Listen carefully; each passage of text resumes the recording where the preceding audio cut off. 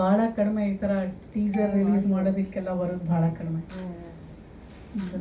ತೆರೆ ಮೇಲೆ ಯೋಗರಾಜ್ ಸರ್ನ ನೋಡಿದ್ದೀನಿ, ಭಾಳ ಎಂಜಾಯ್ ಮಾಡ್ತೀವಿ ನಾವು, ಸಾಮಾನ್ಯ ಜನರು ನಾವು.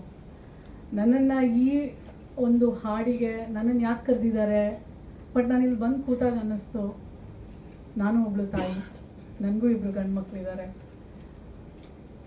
ನಾವೆಲ್ಲರಿಗೂ ತಾಯಿಯಿಂದ ಎಲ್ಲವನ್ನ ಮಾಡಿಸ್ಕೊಳ್ತಾ ಇರ್ತೀವಿ, ಬಟ್ ಅವಳಿಗೆ ಥ್ಯಾಂಕ್ಸ್ ಹೇಳೋದು ಮರ್ತು ಬಿಡ್ತೀವಿ. ಬಟ್ ಈ ಹಾಡಲ್ಲಿ ಎಷ್ಟೊಂದು ಭಾವನೆಗಳಿದೆ. ನನ್ನ ಕಣ್ಣಂಚಲು ನೀರು ತುಂಬಿತು, ಯಾಕೆಂದರೆ ನಾನು ತುಂಬ ಭಾವನಾತ್ಮಕ ಜೀವಿ. ನನಗನ್ನಿಸ್ತು, ಓಕೆ, ಮಹಿಳಾ ಆಯೋಗದ ಅಧ್ಯಕ್ಷೆ ಅಂದರೆ ಅಮ್ಮನ ಥರ, ಸೊ ಹಾಗಾಗಿ ನನ್ನನ್ನು ಕರೆದಿರಬೇಕು ಅಂತ ಅನ್ನಿಸ್ತು.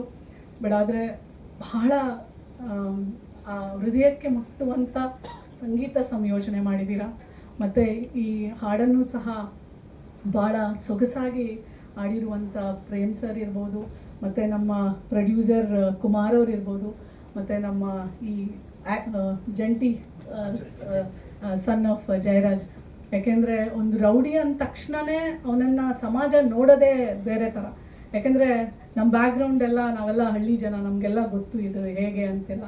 ಆದರೆ ಅವನಲ್ಲೂ ಒಂದು ಮನಸ್ಸಿರುತ್ತೆ, ಅವನಲ್ಲಿ ಒಂದು ಹೃದಯ ಇರುತ್ತೆ. ಎಲ್ಲೋ ಒಂದು ಕಡೆ ಒಂದು ಒಳ್ಳೆ ಮಾರ್ಗ ಸಿಕ್ಕಿದ್ರೆ ಅವನು ಬದಲಾಗ್ತಾನೆ ಅನ್ನೋ ಒಂದು ಆ ರೌಡಿ ಬದುಕಲ್ಲೂ ಇದಿರುತ್ತೆ ಅಂತ ನಾನು ಅಂದ್ಕೊಳ್ತೇನೆ. ಯಾಕಂದರೆ ಇದು ಸತ್ಯ. ಮತ್ತು ನಾನು ಕಡೆಯದಾಗಿ ಏನೂ ಹೇಳಲ್ಲ, ಆನಂದ್ ರಾಜ್ಗೆ ನಾನು ಒಂದು ಹಕ್ಕು ಕೊಡ್ತೀನಿ, ಯಾಕಂದರೆ ತಾಯಿಯಾಗಿ ನಾನು.